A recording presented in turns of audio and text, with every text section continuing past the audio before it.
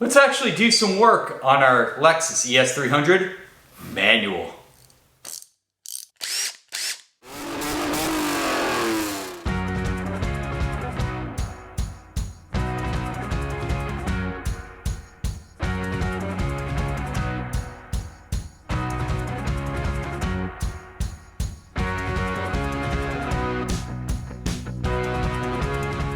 Welcome back to the Auto Obscure Garage. Chadwick with you again for another installment of Project Lexus Unicorn. That is our 1993 Lexus ES300 with a manual gearbox and a cloth interior and no sunroof, but who's keeping track of that stuff? This is an awesome car, and today we start our voyage to get it back to where it should be. It's already a super clean example, and I just want to polish it a little bit further. So today, guys, we're getting under the hood valve covers. The valve cover gaskets were done 9 years ago, only 11,000 miles ago, and they're leaking pretty seriously.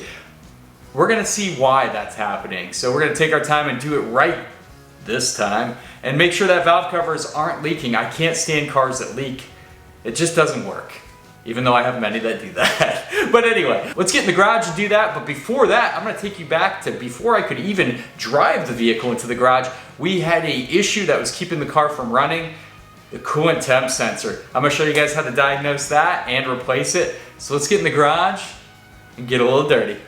Can't tell if this is the best way to start off a project series or the worst way. We're under the hood of our 93 ES300, and ever since I first drove the car, I've noticed a bit of hesitation, a little bit of engine surge here and there, a little idle surge if you will, and a check engine light that would flicker on every once in a while.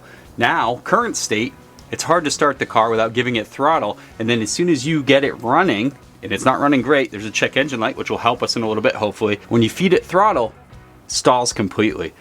So yeah, I want to jump right to fuel issues, but when you diagnose a condition like this, you don't want to jump to conclusions, you don't want to throw parts at it.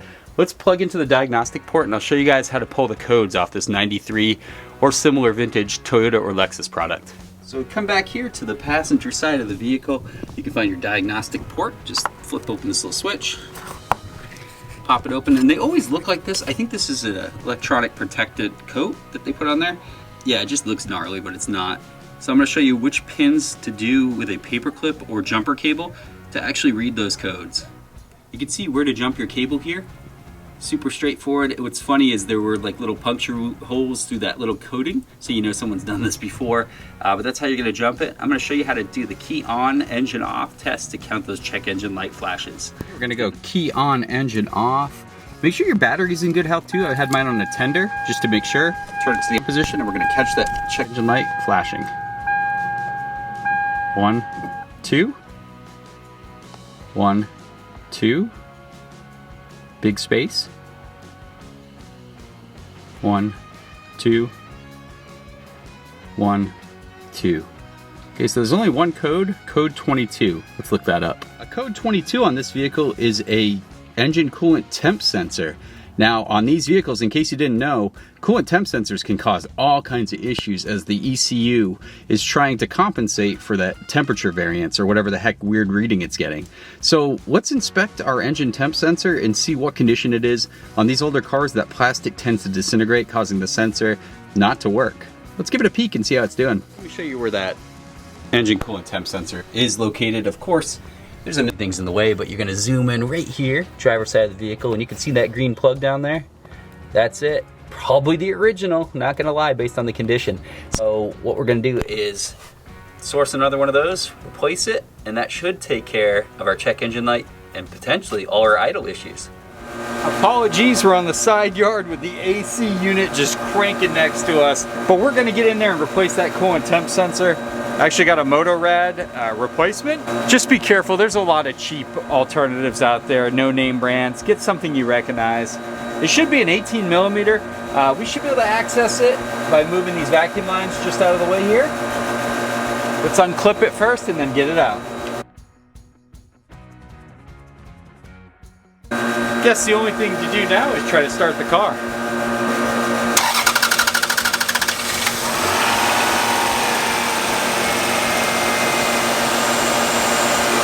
Idles perfectly, revs without stalling, no check engine light. Coolant temp sensor replaced.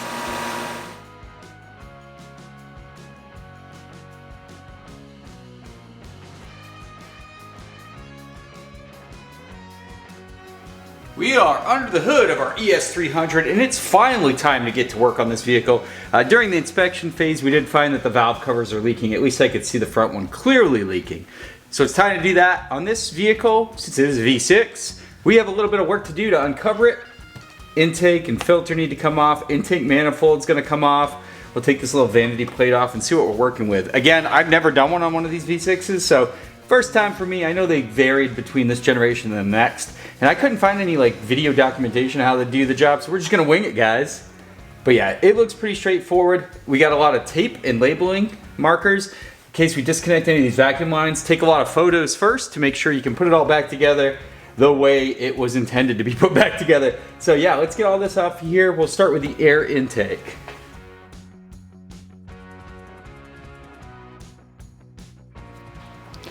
Yeah, just tugging on this breather hose to get it out, and the hose itself cracked. It's extremely hard and plastic-like. I'm gonna cut this off of this little valve cover breather area. It's just hard as a rock. That's the kind of stuff that can haunt you later for vacuum leaks. You get a crack in this or it breaks off when you're driving, it's gonna have some kind of drivability issue. So I'm gonna cut that off and source a new breather hose. So here's that breather hose we removed. Hard as plastic where it cracked here. Here are some section pieces here. It's literally, there goes a piece right there. Hard as a rock. This is something that could fail and really, guys could have a bad day. So it's good that we found this. We'll go ahead and replace this little intake breather hose and we'll be good to go. There we go. Intake and intake boot removed. A hex H5 bit will get these two little screws off the front of the vanity cover here.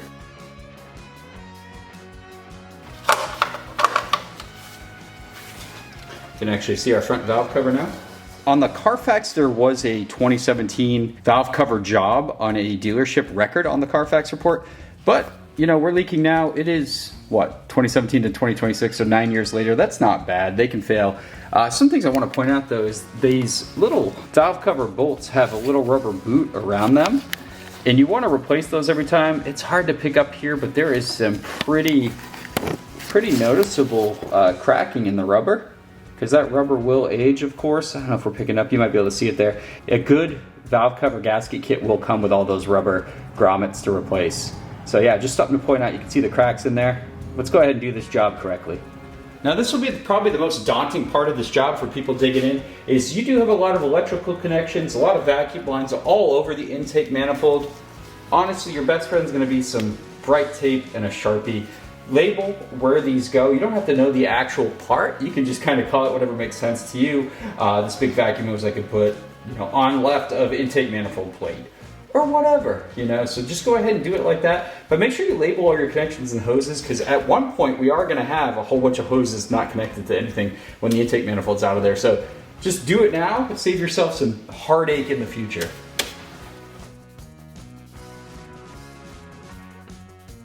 Things get a little more tricky when you have this fuel line source here that goes to the fuel rail. Obviously there's going to be some fuel in here, so put a container, napkin under here to catch some. Obviously you want to depressurize your system first, just in case there's pressure. Even if it doesn't affect that, I do it for safety. So yeah, let's go ahead and pull this 12mm out. It looks like a banjo fitting, and I'll put some paper towels down there. On this one down here too, it looks like there's a couple grounds using this. Take a photo, remember each one, label them, and make sure you pull them off in the right order.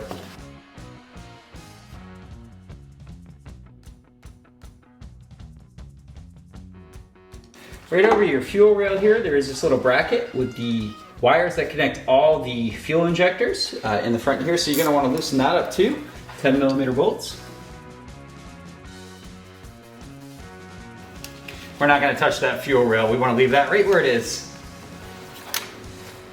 When we do go to lift this front valve cover off, I do want more room around it, and this upper radiator hose is going literally right over it. So I do want to unclip this hose. I am a little worried. We'll see. We'll probably get a little coolant out of here. It just seems like it's gonna do that to me. But let's take this clamp off and prop the hose up, and hopefully we don't lose too much coolant.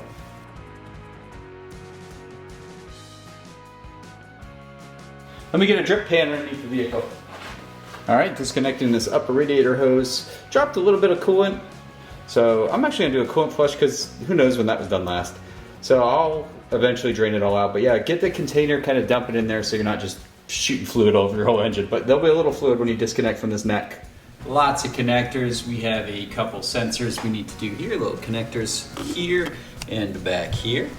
Also, there's a bracket, believe it or not. Well, I had to use a mirror to get to it, but it's a little bracket on the back that holds this side of the intake manifold up. And then further down, you can kind of see that brownish tube. And that looks like a PCV kind of metal tube. There are 2 bolts on the back of the intake manifold. Going to be a pain in the butt to get to, but you need to take that off too. Oh, we're getting there, guys, but this is quite a job. You also have to disconnect your throttle body, and that's not too bad of a job. You just kind of rotate your throttle here so you get that slack on and it pops out the back here. Kind of hard to do with one hand, so I'll do it off film, but I know the last thing you need to do, or you want to do, is the bolts holding the intake manifold down. So there's 2 14mm nuts on either end, and then there are 2 H8s, I think they're hex 8s, in the middle of the intake manifold, kind of in the center runner area. You pull those up and we should be able to lift the intake manifold. Let's get that throttle body cable off of there first. Loosen this 12mm nut. And kind of lift the cable out of there once you get enough slack on there. Boom. Throttle cable's loose. You can go ahead and tuck that down out of the way.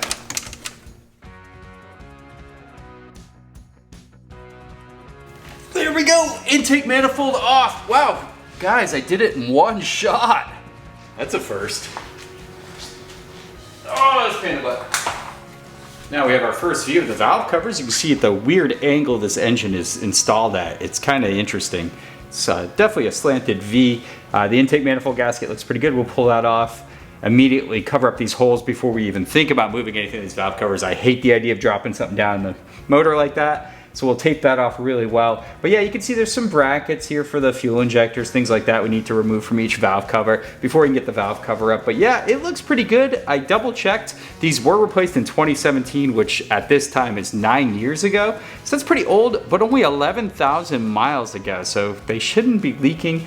Not sure what the problem is. Again, the grommets weren't replaced either, which is kind of weird. I think the dealership would do that. The rubber's pretty rotted out in these grommets, and I'll show some more detailed photos. So I'm gonna do the grommets and the gaskets and everything right, the spark plug holes and everything, just because you do all this work to get a job like this done, just do it 100% right. I wanna do a valve cover gasket that doesn't leak for another 100,000 miles. That's my goal. So that's what we're aiming for. But yeah, as we do this, we're gonna do both valve covers, obviously. Just gonna go ahead, looks like 10mm bolts holding the valve covers down. Pretty simple stuff here. Aluminum valve covers, kind of nice. So we'll go ahead and loosen all those up after we remove all that stuff. But first thing, let's cover up this intake manifold area. We don't want anything going further down to the engine. Got the opening from the intake manifold covered up. All right, let's focus on the front valve cover. We'll get these brackets off of here and get the plugs out of there, and that should be it holding that one on. And then we'll go back to the rear, which has a little more going on back there, but let's get this all cleared up. Wanted to stop and show you a little something here. So sometimes they come up without the grommet, and that's because these grommets are as hard as plastic. Over time, the rubber grommet has hardened, and I don't know why they didn't replace them. You should replace these every time you do your valve cover gaskets, guys. So yeah, some of them are actually sticking to the valve cover. I'll use a screwdriver to pry those up. But yeah, just, this is fun. We'll take care of all this. Find a spot right here in the front. Get it in there and then turn the screwdriver sideways. Oh, little lift already. Try this other side here. There we go, nice. Let's see if she'll come up.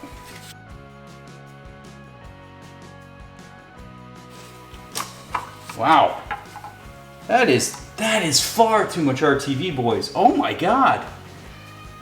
This has got to be an apprentice mechanic's first job. Let me show you guys what this RTV situation looks like. I mean, first off, let's take note of how this, oh my God, look at this. RTV situation, I'll show you in a second. But just take note of how this owner obviously did their oil changes on time. That is unfreaking believable. Wow, guys. This is less enjoyable. And look over here. This is why you don't want to use too much RTV. Can you see it all right there? Can you see it dripping down into the crankcase area? Look how much RTV was stacked up there. Now, it's in the right spot. You definitely want to put RTV on those corners and over the hump there, for sure. At the bottom, those tend to be leaky areas, but that is far too much RTV. When RTV is running down the crankcase, you gotta calm down with that stuff there, Junior. We'll get all that carefully out of there. You don't want that falling down there. RTV does an amazing job of plugging oil galleys and things like that. It's kind of really too good at that. But yeah, there's too much RTV right there. We've got the mating surface cleaned up really good and just... That's how you know you got a clean motor here, guys. Regular oil changes on top of your maintenance will keep it looking like this at 130,000 miles. Absolutely beautiful. Take that in. Super clean valve train. Crankcase area is super nice looking. All right, we got more work to do. We're looking at our front valve cover from our ES300 right here. Pretty straightforward. We got a valve cover gasket kit. You want to get one of these complete kits that has, you know, all the spark plug tube gaskets. That's important. If those fail over time or you don't replace them, oil can come down on top of your spark plugs. Not a good situation. Also, I got a kit with the grommets, as you can see here, and those grommets are going to be placed on all those valve cover bolts around the entire valve cover. So a complete kit is always more desirable in this case. Before we do get to work, I think we should clean this valve cover up a little bit. It's a little dirty. I've definitely seen way worse than this, but let's clean it up, and then we'll go ahead, put the new gasket on, and the new spark plug gaskets.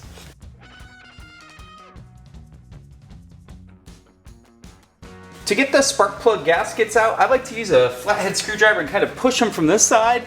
Now there's all kinds of methods. I've seen people use hooks and pry tools and all that kind of exciting stuff. But for this job, I'd rather just push a screwdriver through, and you can use gravity to assist you. Let's see if we can do this. Now you want to be careful not to drive in too hard and damage the inside of the spark plug. Little metal ring here, you can cause some damage in there. So we're just going to get into that rubber and just push down like that. And there we go, one of them out. There's 3 on each valve cover. Time to put our new plug seals in. I use a little motor oil, get a little clean oil around the outside just to lubricate it as you put it in. Slide it under that little metal tab if you haven't bent it up all the way.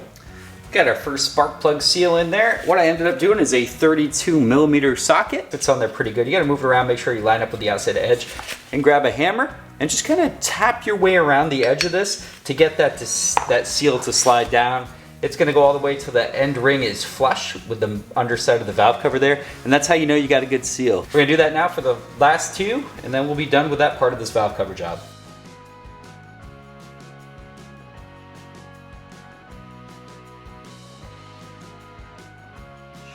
Spark plug seals are all flush and looking good. It is time to put the actual valve cover gasket on. Nice. Our valve cover is now ready to be reinstalled on the vehicle. My RTV of choice is the Ultra Gray. This stuff just works. I use it for all my valve covers. Go ahead and use what you want, but this is what does it for me. Again, where we're going to be applying this is the corners, right here over the cam ends here, the little caps. Put a little bit in there. You don't need to go crazy like the individual that did it before me, but just those extra points. And that thin coating, guys. You don't need big chunks. You don't want to risk anything falling into your lovely valve train area. So just go ahead, do those locations, and you're good to go. Ready to slam our valve cover down.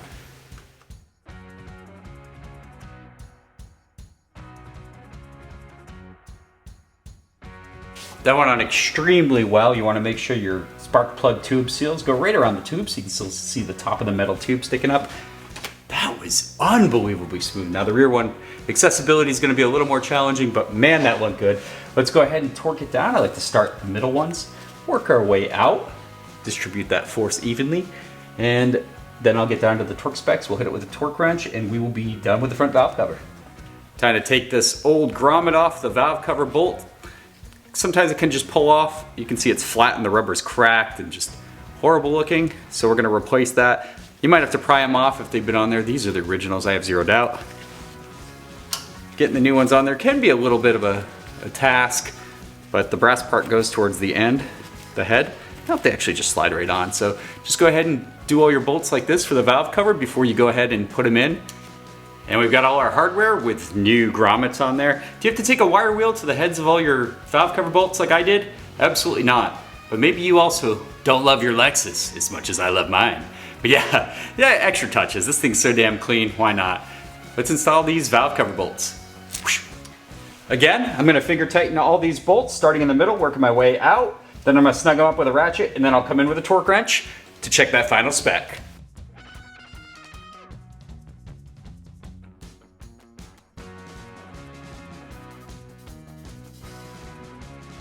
All right, time to get out the old clicker style snap-on, 3/8 inch, that does my inch pounds. I like to keep it old school, guys. I'm just a old-fashioned torque wrench clicker style kind of guy. All right, for the ES300, you're gonna wanna set your torque wrench to 69 inch pounds. Tee-hee. I don't make this stuff up, guys. 69 inch pounds. Let's go ahead and check and see what we got here.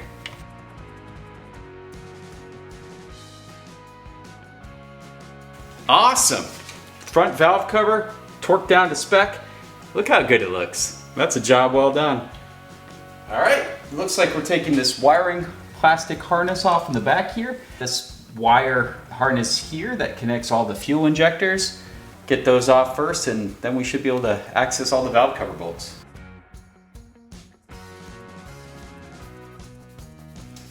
I don't know if this is right or not, but you know, it's me, so we just wing it anyway. As you can see, I've loosened up all these kind of connectors up here, giving us more play in this wiring harness, which is the bane of my existence right now.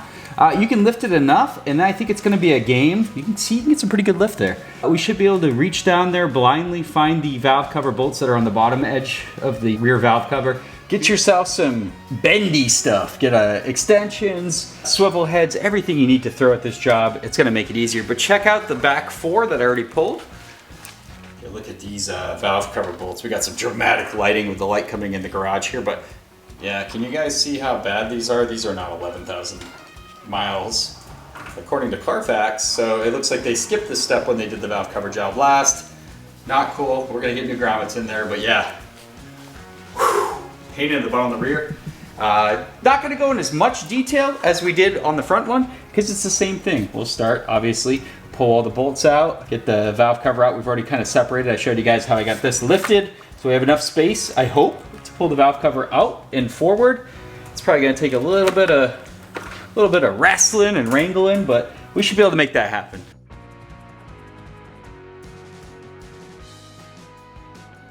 And just like we did with the front, carefully pry with a screwdriver right in the little gap there. You don't have to go far, just like that, and then turn the flathead vertical. Oop, already got some separation, that's good. Do it here in the middle, perfect. All right, that feels pretty good. Still gonna give you a little bit of resistance, of course, that's what they do. But let's see what we got here.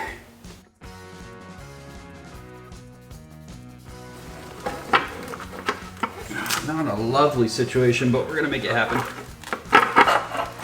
There we go. Valve cover's off.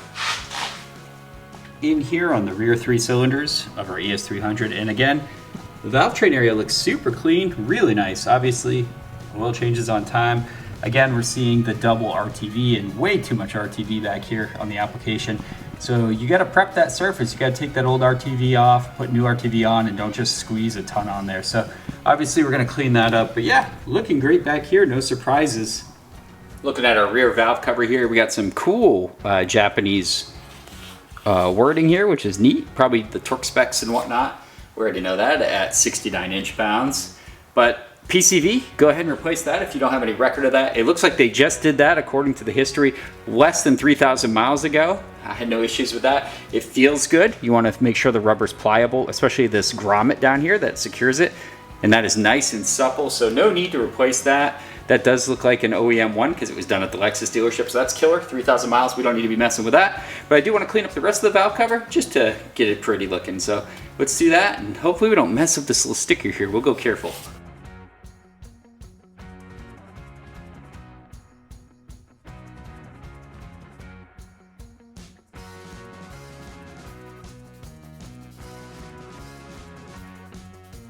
We've got our cleaned up hardware with new grommets ready to install.